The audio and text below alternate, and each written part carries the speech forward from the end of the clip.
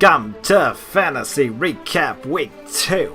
I'm your host, Cobra Khan. We're coming at you somewhat live from the city by the bay, home of the red and gold 49ers who got beat severely on Monday Night Football. Ouch, it was a torture out there. Now, we got some really great stories to catch you up on, but first, waiver wires will be back starting at 12 Central Time. No more of this dilly-dallying around. 12 Central Time Monday night going into Sunday's first game.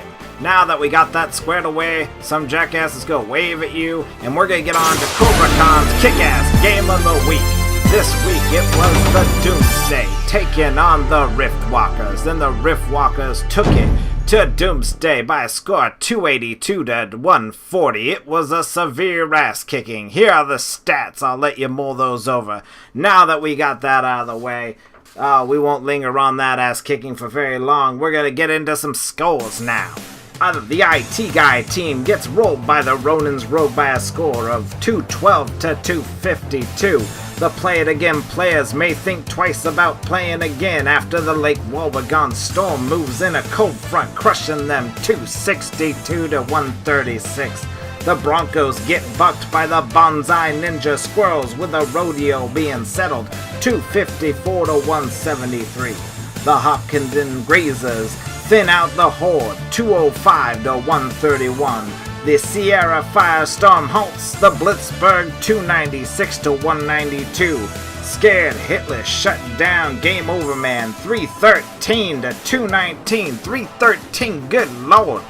Elvis has left the building. Ladies and gentlemen, the Wrecking Crew were crushed by the Bone Crushers 195 to 162. The Lunar Strollers took a walk over last week's points winner, the Poland Polskas. Maybe next week they can put the screen door back on their submarine. The Samurai diced up Burn Fireblaze 298 to 171. And the Madness Chiefs, after a disappointing loss last week, come back and go native, scalping the Dolphins 321 to 173 to become our weekly points leader. Django, the D is silent even though I just said it, makes the Lollygaggers walk the plank 226 to 187, and Rick's Rebels feel the Scorpion's sting 185 to 154.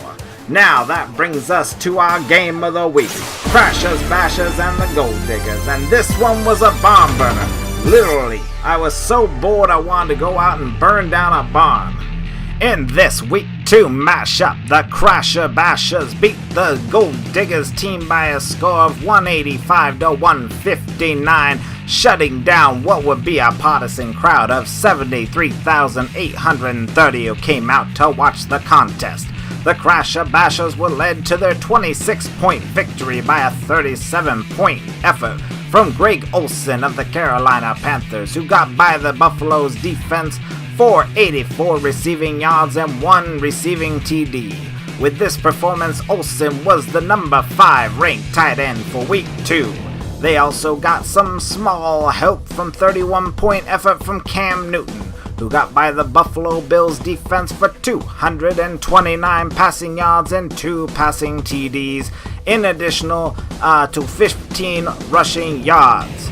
Crasher Bashers coach William Boone said, "I am absolutely speechless." The Gold Diggers were helped out to the losing cause by recently picked up Julian Edelman for 35 points, who got by the New York Jets defense for 78 yards receiving, in addition to 4 rushing yards. Those 4 rushing yards really helped out, did they, Julian? Oh, they did.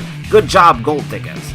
They also got a 29-point effort from Bilal Powell, a recent addition to the Gold Diggers team, who snuck past the New England Patriots defense for 48 rushing yards and 1 rushing TD, in addition to the 22 receiving yards. We lost our focus. Well, no shit, said Golder, the Gold Diggers coach.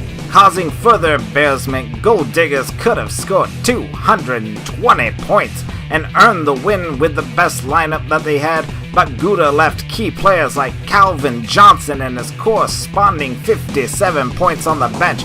How are you gonna play all the other players in the league and not play Calvin Johnson? This one, let's chalk it up to boneheaded moves on the part of Gouda this week. He should be coaching Little League, not fantasy football. Anyways, that brings the Crasher Bashers record to 2-0 and drops the Gold Diggers to 0-2. Coming up in Week 3, Gold Diggers are at the 0-2 Lollygaggers, where they probably have a chance. Lollygaggers, though, are a 4-point underdog right now. While Crasher Bashers are at the 1-1 Madness Chiefs, where Madness Chiefs are an early 36-point favorite. Well, no shit, after this week's massive point gain, I guarantee they will be a favorite. Now, let's talk about our MVPs for the week. We have a strong list of MVPs for this week coming at you. Aaron Rodgers, 63 points. Marshawn Lynch, 61 points. Julio Jones, 78 points.